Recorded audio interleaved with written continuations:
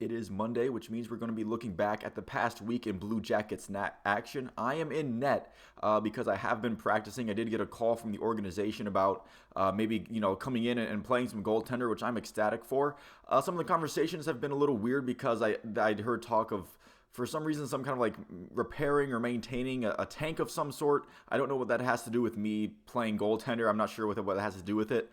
I know that the Blue Jackets, they do have some Civil War thing going on. They have the cannon that they fire, but the tanks came well after the invention of a firing cannon. I'm not sure why they would need me to repair a tank for some kind of marketing thing, but I mean, whatever. If that's what they need for me to put on some pads, then I'll do it. But in all seriousness, the Blue Jackets tank is in jeopardy at this moment. They are now 30th in the NHL. They are tied with Anaheim with a game in hand, which is why they're 30th instead of 31st, and they are 2 points ahead of Chicago. The comeback win yesterday against Ottawa really put a lot of stress on that draft pick. Columbus can now draft as low as 5th in the lottery if they fall down that far, which would be less than ideal considering the season the Blue Jackets have had this far. I don't fault the players for trying. I'm not saying that, they need to start playing at half speed or something like that. They're NHL players. They're competitors. They're going to go all out as often as they can. They're going to leave everything out on the ice. That's just in their nature. But, them winning these games is still theoretically bad for the future. However, they could get some lottery luck, but that's not exactly the Columbus Blue Jackets' forte.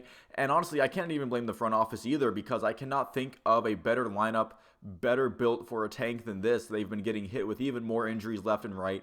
They're calling up guys from Cleveland like it's nobody's business. They're essentially icing an AHL team that happens to have Johnny Gaudreau on it and Boone Jenner. That's pretty much what we're dealing with here, and some young guys as well that are better than the AHL. But you get my point. A lot of minor league talent in this NHL roster, and they're still finding ways to get standings points when it might just be organizationally better for the long-term future for them to be tanking all these points. So let's see how we got here. Starting with last Tuesday in New York against the Rangers, they lost 6-2.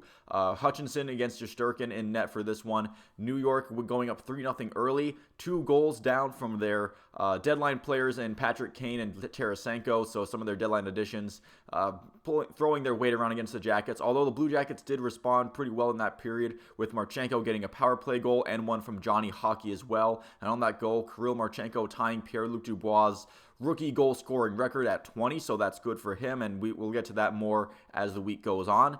They went down in the second period, down 1, with both goalies settling in on this one. The defenses weren't that good, but I thought both Shesterkin and Michael Hutchinson, even though he did end up giving up 6 goals, I do feel like he had a lot of saves that could have prevented it from being 10 goals all as well. Artemi Panarin, of course, he scored on the power play goal because you can't have a Blue Jackets-Rangers game without Artemi Panarin showing off what the Blue Jackets could have had in him for all this time. It still bugs me to this day, but at this point I'm done yelling and screaming about it. It doesn't really make that much of an impact. Zibanejad and Trocheck, both with insurance goals in the third period, so that's how you get that loss there. Then you head to Thursday on the road in Boston against the Bruins. An overtime loss 2-1. Definitely a lot more of a spirited contest than anticipated. It was Hutchinson versus Ullmark in net. Adam Boqvist out for this one, so making Andrew Peeke the only day one NHL defenseman in the lineup. What I'm getting at with all the injuries, and a lot of, 5 out of your 6 defensemen started their season not even on the NHL roster. So I'm not sure how else you build a defense better to tank, but they still only give up 1 goal in regulation, the overtime goal. Boston looking like they were kind of coasting for a lot of this game. They didn't have a ton of life. They are the league's best team, by a wide margin. They were going to secure the President's Trophy. They did secure the President's Trophy in this game, but if it wasn't going to be in this game, it was going to be in one of their upcoming games. They were getting the President's Trophy pretty much no matter what, unless they lost out the rest of the way. The Blue Jackets did open the scoring with Liam Foudy getting a shorthanded 2-on-1 that Jack Roslovic cashed in on, although it's not a shorthanded goal in the official scorebook because the penalty technically ended just before the goal, but for all intents and purposes, it was a shorthanded breakaway created by Liam Foudy, who's really been playing very much better as of late after finally scoring that first goal. He really seems to be hitting his stride.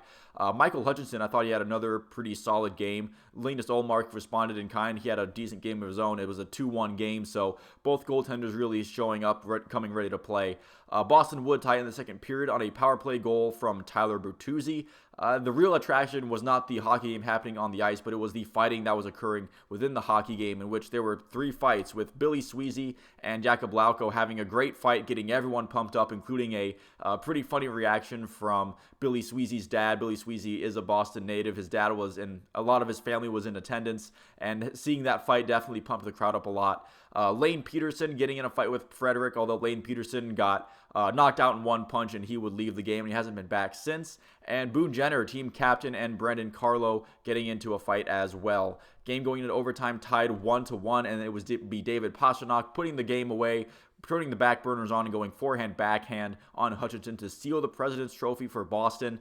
The Jackets getting a pretty useless standings point out of it, but again, I'm not going to fault the players for playing well. I'm not going to fault Lars and the coaching staff for trying to ice the best players for the most amount of time possible. And then you get to Saturday's game back at home against the Florida Panthers. They get destroyed 7-0. It was Hutchinson versus Alex Lyon in net.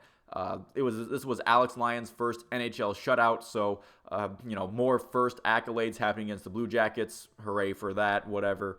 More Blue Jackets injuries, this time to Lane Peterson and Jack Roslovic, both of those guys going down again in the Boston game. So more AHL guys joining the lineup. Justin Richards, Yuna Luoto, and Josh Dunn all joining in the fray.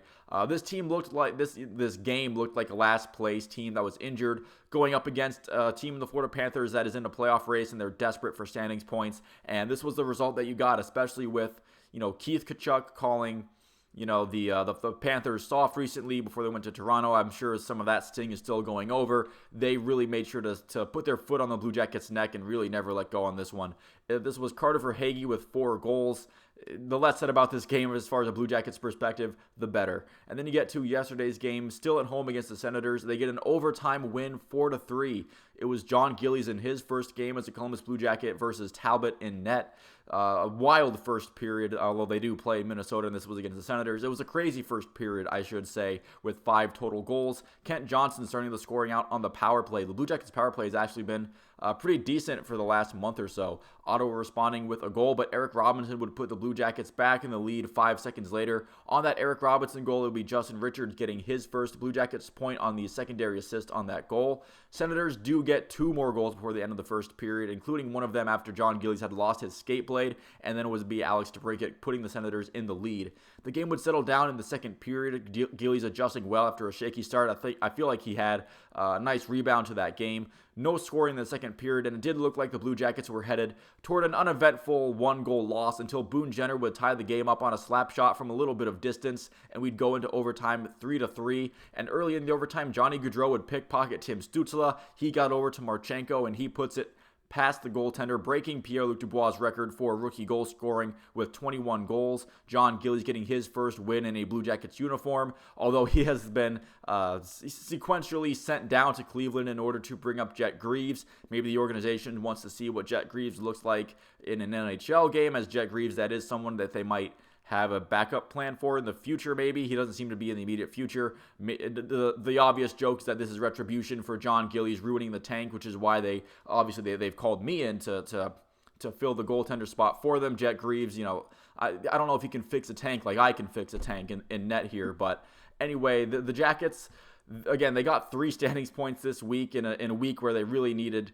to not get any. Again, I'm not saying that the players should stop playing or the coaches should intentionally try to throw bad players out there. I'm just saying for the organization's future, I am, kind of rooting for, hey, I want the team to look good, but I also want them to not move down in the draft as well. Again, the lottery could happen and they could get some ping pong ball luck, and this could all be, these frustrations that I'm having could all be for nothing, and they could still end up with the first pick and get Connor Bedard, and everything's great. However, with the draft lottery in the Blue Jackets history, if something can go wrong, it usually will. So thank you all for watching. If you made it this far into the video, I will see you at the next one.